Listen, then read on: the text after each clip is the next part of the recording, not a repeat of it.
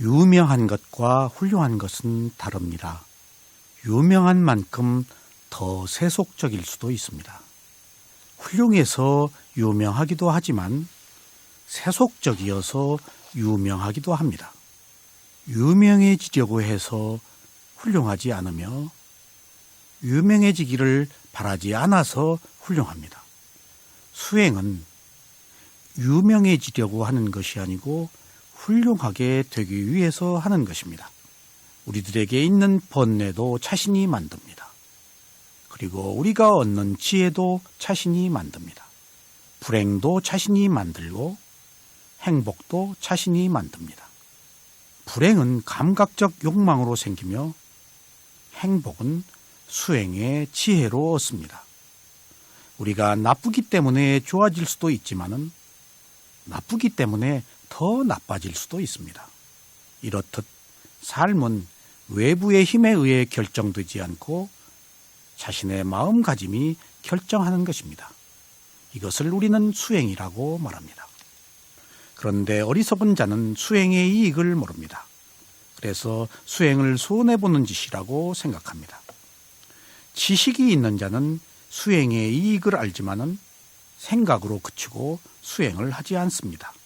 공덕을 쌓은 자는 수행의 이익을 알아 사마타 수행으로 선정의 고요함을 얻습니다. 그러나 지혜롭고 선한 자는 수행에 대한 확신을 갖고 위파사나 수행을 해서 해탈의 자유를 얻습니다. 수행을 하면은 마음이 청정해져서 번뇌가 제거되고 슬픔과 비탄, 근심에서 벗어날 수가 있습니다. 또한 육체적인 고통과 정신적인 고뇌가 극복되며 수다원, 사다함, 아나함, 아라한의 도과를 성취하게 됩니다. 수행의 궁극적 목표는 열반을 성취하여 고통뿐인 기나긴 윤회에서 벗어나는 것입니다. 윤회에서 벗어나는 이 길이 수행입니다. 지난 시간에는 몸을 알아차릴 때 호흡, 망상, 통증, 가려움, 졸림 이런 것들이 나타날 때 무엇을 알아차려야 될까 방황하는 것을 말씀드렸습니다. 우리들이 한순간에 마음은 하나의 대상밖에 알아차리지 못합니다. 그러나 마음은 워낙 빠르게 일어나고 사라지기 때문에 여러 가지 대상들이 동시에 다발적으로 일어나는 것을 경험합니다. 그러나 그 빠른 순간에도 마음은 하나밖에 알아차리지 못합니다. 그래서 우리가 수행을 할 때 두세 가지의 대상이 나타날 때에는 먼저 이곳저곳으로 왔다 갔다 하지 말고 하나의 대상을 선택해야 합니다. 이때 일반적으로 강한 대상을 선택하는 것이 좋습니다.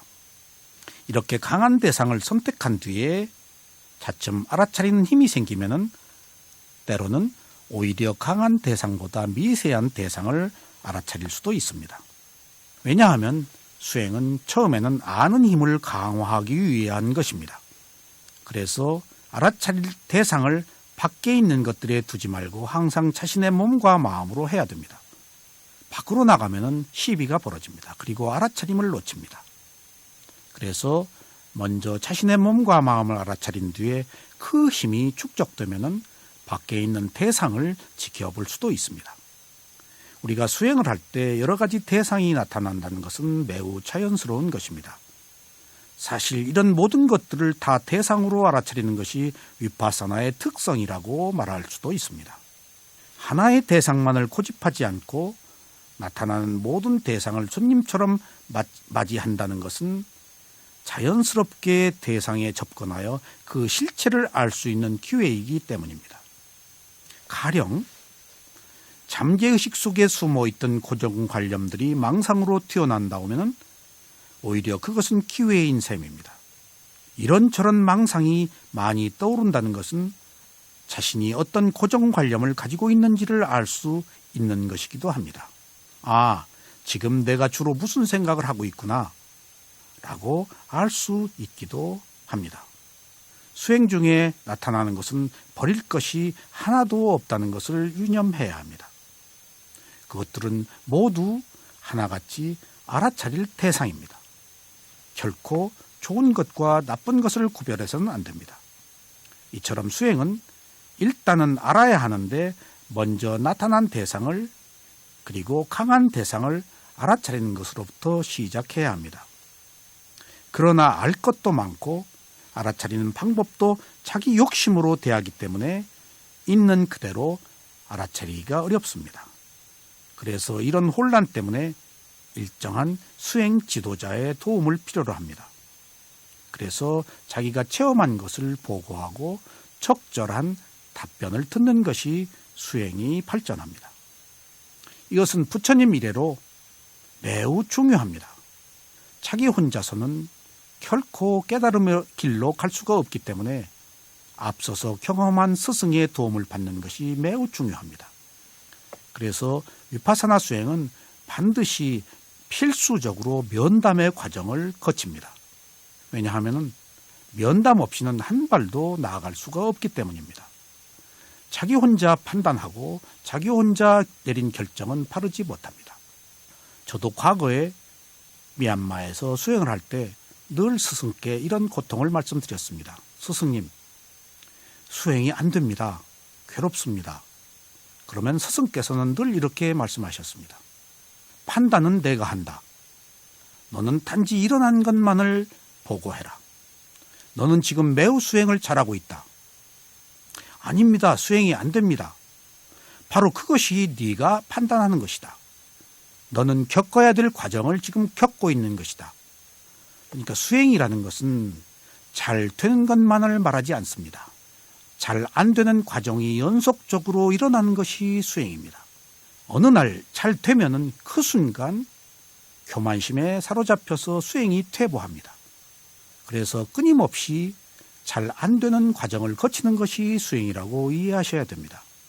그래서 수행은 좋은 것을 보기 위해서 하는 게 아니고 잘 되건 되지 않건 똑같이 모두 나타난 것을 대상으로 알아차리는 것이라고 아셔야 되겠습니다.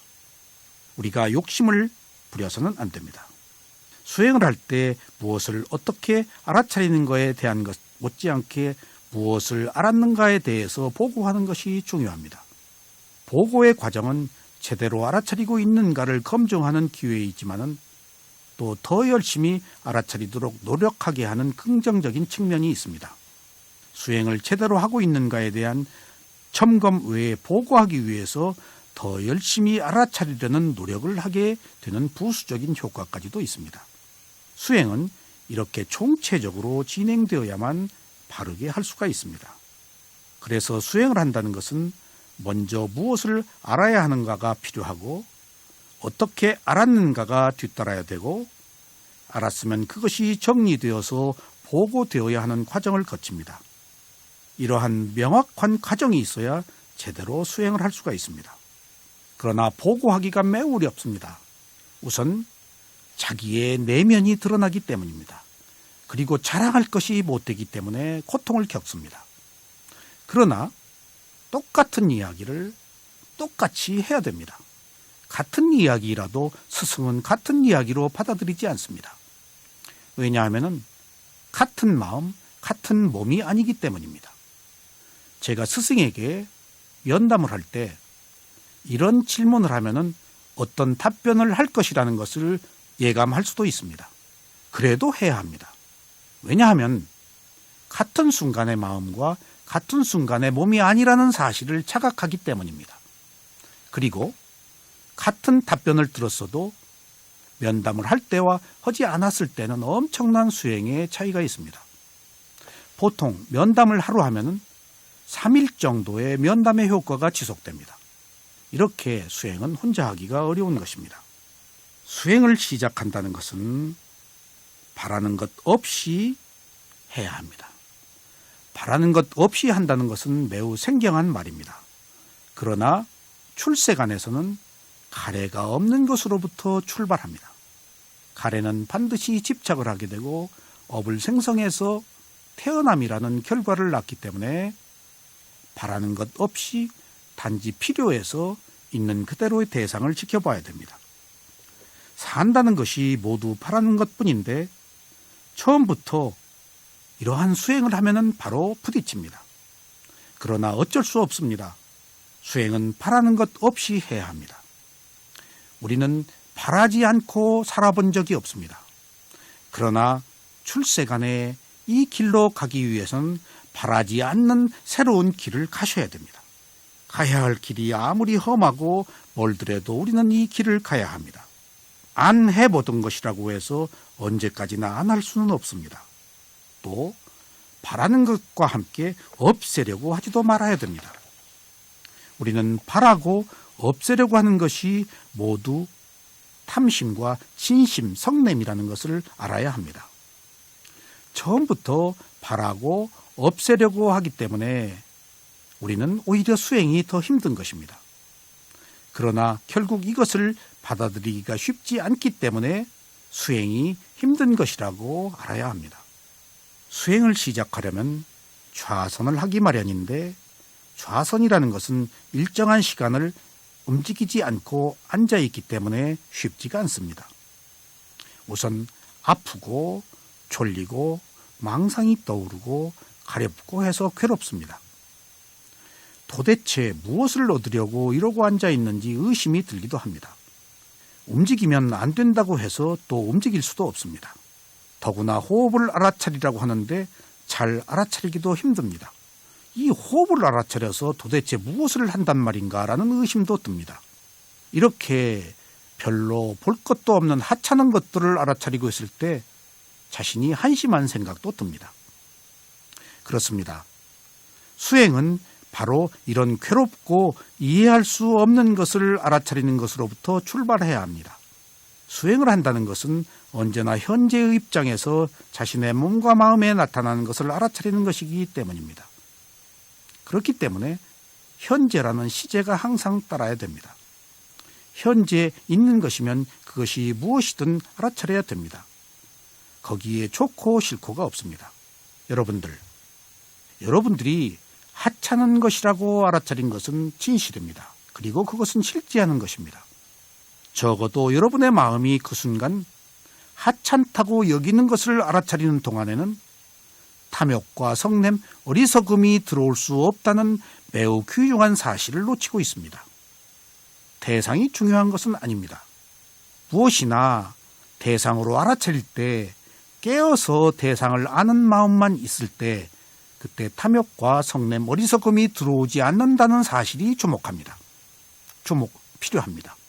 그러나 우리는 처음에는 이것을 알기가 어렵습니다. 우리들이 알아차리지 못한 마음은 마치 발정한 코끼리와 같다라는 경전의 규절이 있습니다. 그래서 온갖 것을 시비하고 온갖 것을 비난하고 온갖 거리를 만듭니다. 그러나 마음이 하나의 대상을 집중할 때 적어도 코끼리의 코처럼 이것저것 시비를 걸지는 않습니다. 그 순간 우리는 청정한 상태를 유지합니다. 그래서 혼란 속에서 질서를 찾는 것이 수행입니다. 수행의 이익은 여러분들이 처음부터 알 수가 없습니다. 결과는 그냥 그 걸음으로 갈 때 자연스럽게 나타나는 것이지 결과를 얻으려고 그러면 결코 결과는 오지 않습니다. 여러분, 수행은 바로 이렇게 괴롭고 이해할 수 없는 것을 알아차리는 것으로부터 출발해야 합니다. 이러한 알아차림은 부처님께서 찾아내신 훌륭한 수행 방법입니다. 현재를 알아차리는 대상은 자신의 호흡이 가장 뛰어납니다. 또한 자신의 몸과 마음을 아는 것이 바로 세상을 아는 것이기 때문입니다. 적어도 몸을 알아차리는 동안에는 마음이 밖으로 달아나서 악업을 짓고 차별을 일으켜 혼란에 빠지지 않는 여러 가지 이익이 있습니다. 그래서 우선 앉아 있으면 몸과 마음에서 나타나는 괴롭고 즐겁거나 덤덤하거나 하는 현상들을 바로 알아차리는 것이 필요합니다. 알아차린다는 것은 특별히 다른 것을 하는 것이 아닙니다. 우리는 항상 수행이라면 어떤 특별한 것을 얻는 것으로 이해하기 때문에 이런 인식의 전환이 먼저 선행되어야 합니다. 이렇게 되려면 나타난 대상을 객관화해서 내가 개입하지 않고 알아야 하는데 그런 경험이 많지 않기 때문에 수행이 어려운 것입니다.